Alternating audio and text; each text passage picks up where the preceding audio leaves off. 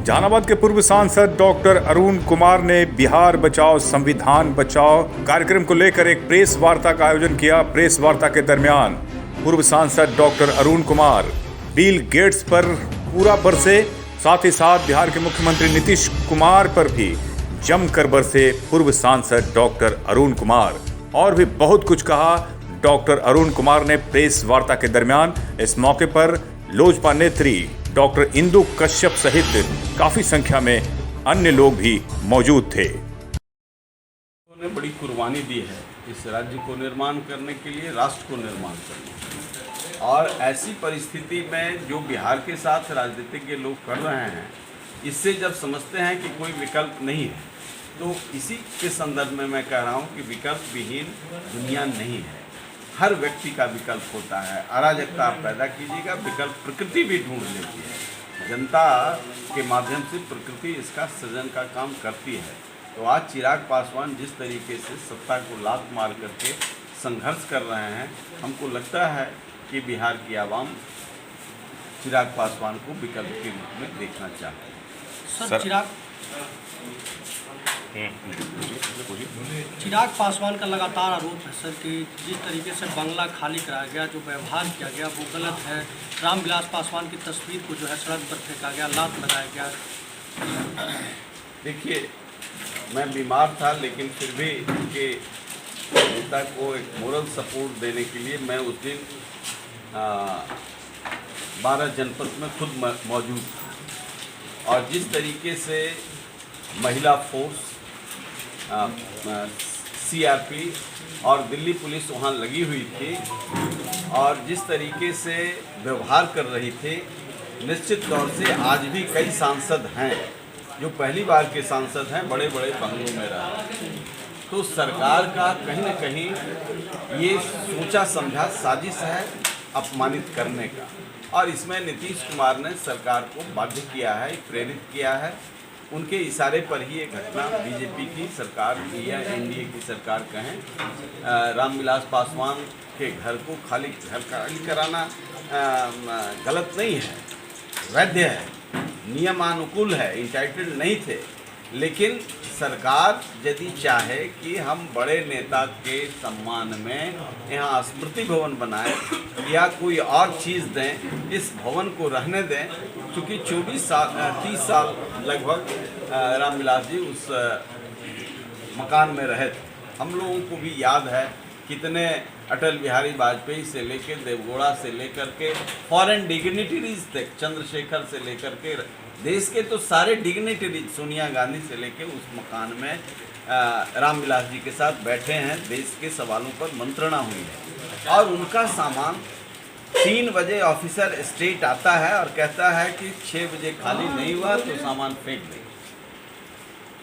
5 व्यक्ति सरकार के जिम्मेवार ऑफिसर आकर के ये हिदायत करते हैं, हमारे प्रेजेंस में हुआ है, और कहते हैं कि सामान फेंक देंगे। और सामान इस तरीके से फेंका गया कि बाबा भीमराव अंबेडकर से लेकर के रामविलास जी की मूर्ति, फोटो सब रोड पर ला करके सारा सामान फेंका। इन लोगों ने गुस्से में कहिए या जो कहिए, 6 बजे का टाइम देता है, 3:30 में 5 अटैची में अपना कपड़ा लत्ता सामान लेकर के 3 गाड़ी में बैठ करके निकल जाते हैं। तो इस अपमान को चिराग पासवान बर्दाश्त नहीं कर सकते। यदि 3 साल तक उस मकान में है, इसका मतलब कि सरकार का कहीं ना कहीं प्रोटेक्शन था या आश्वासन था, नहीं तो 6 महीना से अधिक तो रह नहीं सकते थे। आज भी जो लोग रह रहे हैं और इनके साथ क्यों व्यवहार? तो ये जो एक उभरता हुआ नौजवान जो देश का नेता हो सकता है, आज भी लोग हसरत भरी दृष्टि से देख रहे हैं कि रामविलास पासवान अंबेडकर की परंपराओं को जमीन पर उतारने का काम किया, उनका बेटा है, पढ़ा लिखा है, तो इसको ये सम्मान मिलना चाहिए था।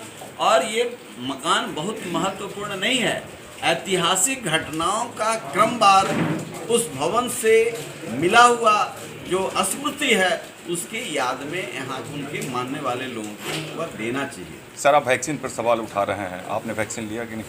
वैक्सीन लिया है, वैक्सीन लिया है कि जहाज में जाना है, ट्रेन में जाना है, हम लोग घरे बैठते तो नहीं लेते, और उस समय तक इतना वाकिफ नहीं थे। आज दुनिया के डॉक्टर्स, अमेरिका के, जापान के, इंडिया के, ये कह रहे हैं कि एपिडेमोलॉजिस्ट हम हैं, हमसे नहीं कोई सरकार राय ली। ये कौन दे रहे हैं? तो डॉक्टर तिरहान कार्डियोलॉजिस्ट दे रहे हैं। ये कौन दे रहे हैं? तो डॉक्टर सरीन दे रहे हैं। ये एपिडेमोलॉजिस्ट एक भी भारत में काम करने वाले लोग, दुनिया में काम करने वाले लोगों को वंचित रखा गया, इसलिए शंका होती है। और जिस दिन से वैक्सीन लिए हैं, मैं बीमारी आदमी, 5 तरह का बीमार है, लेकिन मैं अपनी व्यवस्था से, आयुर्वेद की व्यवस्था से अपने तरीके से ठीक जी रहा था। अभी जब जरा खांसी भी होती है तो परसिस्ट कर जाता है। अभी सुप्रीम कोर्ट में जो केस किया गया, एक एडवोकेट ने किया है, नीलेश ओझा ने, तो सुप्रीम कोर्ट में जो एफिडेविट जमा किया है भारत सरकार ने, उसने कहा है कि 1100 लोग वैक्सीन से मरे हैं। हम भी महसूस करते हैं कि जिन लोगों ने, और 70,000 लोग पर एडवर्स इफेक्ट है, तो साइंस के साथ आपने कंप्रोमाइज़ किया। अभी तक जितने वैक्सीन बने हैं 5 साल से कम उसका सेफ्टी ट्रायल नहीं हुआ है। आपने 5 महीना में, ये बड़ा चोर है, ये बिल गेट दुनिया का सबसे बड़ा चोर है, WHO को भी खरीदे हुए है। सबसे बड़ा दोषी किनको मानते हैं? सबसे बड़ा बिल गेट को मानते हैं। इसने मैनकाइंड के साथ कंप्रोमाइज़ किया। ये कहा था बिहार में हम हेल्थ हब बनाएंगे, और खगड़िया में जाके नीतीश कुमार इसके साथ फोटो खिंचाए थे। ये पॉलिटिकल पार्टियों को पैसा देता है और दुनिया के तमाम जगहों में कंप्रोमाइज है। आज अमेरिकी सीनेट में चर्चा चल रही है, हमारे यहाँ चर्चा नहीं चलती है, वहाँ डेमोक्रेसी जिंदा है। ये सवाल जब खड़े हुए हैं तो ये सवाल आज न कल मूर्त रूप लेगा। जुडिशियरी कमज़ोर हुआ है लेकिन मरा नहीं है। जुडिशियरी ने कहा कि 70,000 लोग एडवर्स सिचुएशन फेस कर रहे हैं, जिनका इम्यून कंप्रोमाइज था। तो साइंस के साथ इन लोगों ने कंप्रोमाइज किया है। WHO को बिल गेट ने खरीदा है। आज जितने लोग मरे हैं, यही डॉक्टर के राजन, जिनको मैंने कहा कि मैं महसूस कर रहा हूं कि आप नहीं जाइए हॉस्पिटल, आप मेरे घर पर रहिए। उनके बेटे को, डॉक्टर मोहित को मैंने कहा, और 1000 लोगों को हमने कहा। जो लोग नहीं गए वो बच गए। कोई प्रोटोकॉल जारी नहीं किया आज तक कि कौन दवा इसमें चलेगा। न WHO किया, कोई रेमडेसिविर चला रहा है, कोई स्टेरॉइड चला रहा है, और उसके इम्यून के साथ कंप्रोमाइज हुआ और उसकी मौत हुई। एक से एक महत्वपूर्ण डॉक्टर मर गए। आज तक इस पर कोई वाइट पेपर क्यों नहीं लाया गया? डॉक्टर राजन यहाँ के गरीबों के मसीहा थे। मैं कहता था कि दिल्ली ये नहीं जा सकता, इसका ऑपरेशन कर दीजिए, बिल्कुल फ्री ऑपरेशन कर, OT का भी चार्ज नहीं लेते। हम लोग पीड़ा झेल रहे हैं। तो सरकार, बिहार सरकार से मैंने कई बार मांग किया कि जिन लोगों ने 25 लाख रुपया वसूला है पेशेंट से 10 दिन में, क्या अमृत पिला रहे थे? आप व्हाइट पेपर जारी नहीं कर सकते? इनके रिकॉर्ड में जाकर के नहीं देख सकते? इन चोर लोगों को क्यों बचा रहे हैं? तो ये भी कहीं ना कहीं उसके हिस्सेदार हैं। और लाखों लोग मरे हैं चिल्ला चिल्ला करके, घसीट घसीट के।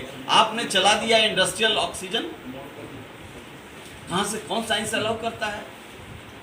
पंप कर रहे थे उसके बॉडी में industrial oxygen. As a layman यह क्वेश्चन मैं कर रहा हूं सरकार को, इसको, और कर रहा हूं डे फर्स्ट से। मैं पूरे कोरोना काल में घूमते रहा, पूरे बिहार घूमते रहा, लेकिन हम लोगों को कोरोना नहीं हुआ। कोरोना था तो इस वायरस में कौन सा मेडिसिन चलेगा? ये सरकार का दायित्व बनता था। इसलिए मैं कह रहा हूँ, हम उसके एक्सपर्ट नहीं हैं, लेकिन दुनिया के एक्सपर्ट जो कर रहे हैं उसके आधार पर मैं फील कर रहा हूँ कि मैंने भी जो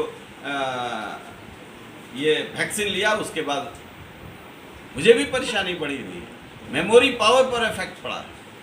हमारे कई लोग मर गए वैक्सीन लेने के। एक सुल्तानगंज के प्रोफेसर थे हमारे जानने वाले, वैक्सीन लिया और 10 मिनट में उनका डेथ हुआ। कौन जिम्मेवार है इसके? हर इंडिविजुअल का परिवार उतना ही महत्वपूर्ण है जितना नीतीश कुमार और प्रधानमंत्री के परिवार का महत्व है। एक अंतिम सवाल सर, जैसा कि आपने बताया कि पूरे विधानसभा में मुख्यमंत्री ने जो है वो अध्यक्ष को बेइज्जत करने का काम किया है, ये डेमोक्रेसी कहाँ जा रहा है लोकतंत्र से? इसीलिए कहा कि नीतीश कुमार पैर से संसदीय व्यवस्था को रगड़ रहे हैं, संविधान खतरे में है। उन्होंने जो एग्जीक्यूटिव हेड कहा जाता है मुख्यमंत्री को, लेजिस्लेटिव हेड कहा जाता है स्पीकर को, तो स्पीकर सबसे बड़ा है। 110 वर्ष के संसदीय इतिहास में, प्री इंडिपेंडेंस, आफ्टर इंडिपेंडेंस, हम 110 वर्षों में कभी नहीं सुना किसी असेंबली में, न लोकसभा में, कि स्पीकर डांट खाया। तो पहला बार कह रहे हैं आप कौन होते हैं, आपको ज्ञान क्या है, और ज्ञान और माने अज्ञानी आदमी को आपने स्पीकर बना के अपमानित करने की कोशिश की। तो ये संसदीय ये सबसे बड़ा खतरा है, छोटी घटना नहीं है।